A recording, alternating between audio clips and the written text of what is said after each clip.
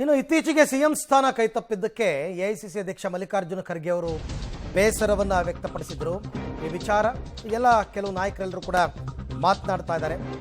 ಕಾಂಗ್ರೆಸ್ ಪಕ್ಷದಲ್ಲಿ ಕುಂತಿ ಮಕ್ಕಳಿಗೆ ರಾಜ್ಯವಿಲ್ಲ ಅಂತ ವಿಪಕ್ಷ ನಾಯಕ ಅಶೋಕ್ ಟ್ವೀಟ್ ಮಾಡಿ ವ್ಯಂಗ್ಯವಾಡಿದ್ದಾರೆ. ಅಶೋಕ್ ಹೇಳಿಕೆಗೆ ಕಾಂಗ್ರೆಸ್ ನಾಯಕರು ಅಸಮಾಧಾನ ವ್ಯಕ್ತಪಡಿಸಿದ್ದಾರೆ. ಅವಕಾಶ ಸಿಕ್ಕಾಗ ಎಲ್ಲ ಅಧಿಕಾರನೂ ಸಿಗಬೇಕು ಇವರಿಗೆ. ಯಾಕೆ ಕಾಂಗ್ರೆಸ್ನಲ್ಲಿ ದಲಿತ ನಾಯಕ ಶಿಂದೆ ಅವರು ಸಿಎಂ ಆಗಿರಲಿಲ್ವಾ?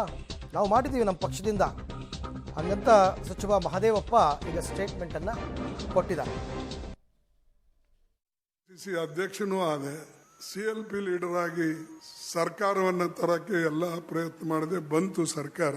ನಮ್ಮ SM ಕೃಷ್ಣ ಅವರು ಮುಖ್ಯಮಂತ್ರಿಗಳಾದರು. ನಮ್ಮ ಸೇವೆ ಎಲ್ಲ ನೀರಾಗೋಯ್ತು. ಪೂರ್ತಿ ಬ್ಲಾಕ್ ಪ್ರೆಸಿಡೆಂಟ್ನಿಂದ AICC ಪ್ರೆಸಿಡೆಂಟ್ ಆಗಿದ್ದೇನೆ. ಇದು ಏನು, ಇದಕ್ಕೂ ನಾನು ಬೆನ್ನತ್ತೇನು ಹೋಗಲಿಲ್ಲ. ನಮ್ಮ ಪ್ರಯತ್ನದ ಫಲ ಹೊರತಾಗಿ ಅದರ ಹಿಂದೆ ಹೋಗಿ ನಾವೆಂದೂ ಕೂಡ ಕೇಳಲಿಲ್ಲ. ಸರ್, ಈಗ ಖರ್ಗೆ ಅವರು ಹೇಳಿದ್ದಾರೆ, ನನಗೆ ಹಿಂದೆ ಒಂದು ಅವಕಾಶ ಇತ್ತು, ಅದು SM ಕೃಷ್ಣ ಅವರು CM ಆದ್ರು, ತಪ್ಪೋಯ್ತು ಅನ್ನುವಂಥದ್ದು. ಅಲ್ಲಿಗೆ ಒಂದು ರೀತಿ ದಲಿತ CM ಆಗಬೇಕು ಅನ್ನುವಂತಹದ್ದು ಕೂಗು ಇರೋದಂತೂ ನಿಜ ಅನ್ನುವಂತಹದ್ದು ಅವರ ಮಾತಿನ ಅರ್ಥದಲ್ಲೂ ಕೂಡ ಗೊತ್ತಾಗ್ತಿದೆ. I don't want to comment on anything. Kharge ಸಾಹೇಬರು ನಮ್ಮ ರಾಷ್ಟ್ರದ ವರಿಷ್ಠ ನಾಯಕರಲ್ಲಿ ಒಬ್ಬರು. ಸಂವೈಧಾನಿಕ ಯಾವುದೇ ಹುದ್ದೆಯನ್ನು ಅಲಂಕರಿಸಲಿಕ್ಕೆ ಅಲ್ಲಿ ಯೋಗ್ಯತೆ ಸಾಮರ್ಥ್ಯ ಇದೆ. ಅವಕಾಶಗಳು ಬಂದಾಗ ಅವರಿಗೆ ಸಿಗಬೇಕು ಅನ್ನೋದು ನಮ್ಮೆಲ್ಲರ ಅಭಿಲಾಷೆ ಮತ್ತು ಆಸೆ, ಆಕಾಂಕ್ಷೆ. ಸ್ಟೇಟ್ಮೆಂಟ್ ಯಾಕೆ? ಸ್ಟೇಟ್ಮೆಂಟ್ ನೋಡಿ, ಸಂಜೀವಯ್ಯನವರು ಮುಖ್ಯಮಂತ್ರಿ ಆಗಲಿಲ್ವಾ? ಸುಶೀಲ್ ಕುಮಾರ್ ಸಿಂಧೆ ಆಗಲಿಲ್ವಾ? ಜಗನ್ನಾಥ್ ಪಾಡಿ ಆಗಲಿಲ್ವಾ? ರಾಮಸುಂದರ್ ದಾಸ್ ಬಿಹಾರದಲ್ಲಾಗಿಲ್ಲ, ಆಗಿಲ್ಲಂತೆ. ಕಾಂಗ್ರೆಸ್ ಪಾರ್ಟಿಲಿ ಇವರೆಲ್ಲ ಮುಖ್ಯಮಂತ್ರಿ ಆಗಿದ್ದವರು. Time party will take a decision. ಅದು ಬಂದಾಗ ನ್ಯಾಚುರಲಿ ಎವ್ರಿಬಡಿ ಅಷ್ಟು abide by the party decision. ಈಗ ಪರಿಸ್ಥಿತಿ ಬರ್ಬೋದಾ ಅಂತ? ಅದು ನನ್ನ ಕೋರ್ಟಿನ ವ್ಯಾಪ್ತಿನಲ್ಲಿಲ್ಲ. ಅದು ನ್ಯಾಷನಲ್ ಫೀಲ್ಡ್ ಇದೆ.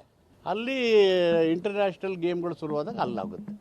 ಯಾವ ರೆಫರೆನ್ಸ್ನಲ್ಲಿ ಹೆಂಗೆ ಹೇಳ್ತಾರೆ, ನೀವು ಹೆಂಗೆ ಬೇಕಿದಂಗೆ ತಿರ್ಸ್ಬೋದು. ಅದನ್ನ ಅವ್ರು ಹೇಳಿರ್ತಕ್ಕಂಥ ರೆಫರೆನ್ಸ್ ನನ್ನ ಪ್ರಕಾರ ಯಾವ ಸಂದರ್ಭದೊಡನೆ ವಿವರಿಸಿ ಅಂತ ಹೇಳ್ತಾರಲ್ಲ, ಆ ಸಂದರ್ಭದಲ್ಲಿ ರೆಫರೆನ್ಸಲ್ಲಿ ಹೇಳಿರ್ತಕ್ಕಂಥದ್ದು ಬೇರೆಯವ್ರಿಗೆ ಎಕ್ಸಾಂಪಲ್ ಕೊಡ್ತಾ ಇದ್ರು.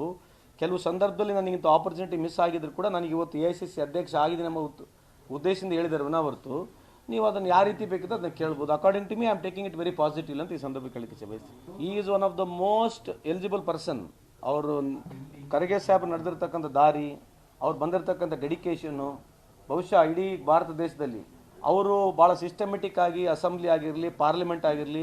ನಾನು 2004 ಇಸ್ವಿನಲ್ಲಿ ಅವ್ರು ನನಗೊಂದು ಸ್ವಲ್ಪ ಅವಕಾಶ ಇತ್ತು ಅವ್ರ ಜೊತೆ ಪಾರ್ಲಿಮೆಂಟ್ನಲ್ಲಿ ಅಸೆಂಬ್ಲಿನಲ್ಲಿ ತಿರುಗಾಡ್ಲಿಕ್ಕೆ. ಇಲ್ಲಿ ಬೆಳಗಾಂನಲ್ಲಿ ಮೊದಲನೇ ಬಾರಿಗೆ ಅಸೆಂಬ್ಲಿ ಆಗಿತ್ತು. ಅವಾಗ ನಿಮ್ಗೆ ನೆನಪಿರಬೇಕು, ಕುಮಾರಸ್ವಾಮಿ ಅವ್ರ ಚೀಫ್ ಮಿನಿಸ್ಟರ್ ಇದ್ದಾಗ ರಾತ್ರಿ 10 ಗಂಟೆ 11 ಗಂಟೆವರೆಗೂ ಕೂಡ ಅವ್ರು ಇರ್ತಾ ಇದ್ರು. ಅವರು ಸದನದಲ್ಲಿ ಇರ್ತಕ್ಕಂಥ ವ್ಯವಸ್ಥೆಯಲ್ಲಿ ನೀವು ನೋಡಿದ್ರೆ ಯಾವುದು ಸುಮ್ಮನೆ ಕಾಟಾಚಾರಕ್ಕೆ ಮಾತನಾಡ್ತಕ್ಕಂಥದ್ದಾಗಲಿ, ಕಾಟಾಚಾರಕ್ಕೆ ಅಲಿಗೇಷನ್ ಮಾಡ್ತಕ್ಕಂಥದ್ದಾಗಲಿ ಯಾವತ್ತೂ ಮಾಡಿಲ್ಲ. So is one of the most principled politician, dedicated. Buddha, Basava, Ambedkar ಒಂದು ತತ್ವ ಸಿದ್ಧಾಂತದಲ್ಲಿ ಬದುಕಿರ್ತಕ್ಕಂಥ ಹಾದಿಯಲ್ಲಿ ಬಂದಿರತಕ್ಕಂಥ ಖರ್ಗೆ ಸಾಹೇಬರು, ಈ deserves all the post in this country ಅಂತ ಹೇಳಿಕ್ಕೆ ಬಯಸ್ತೀನಿ.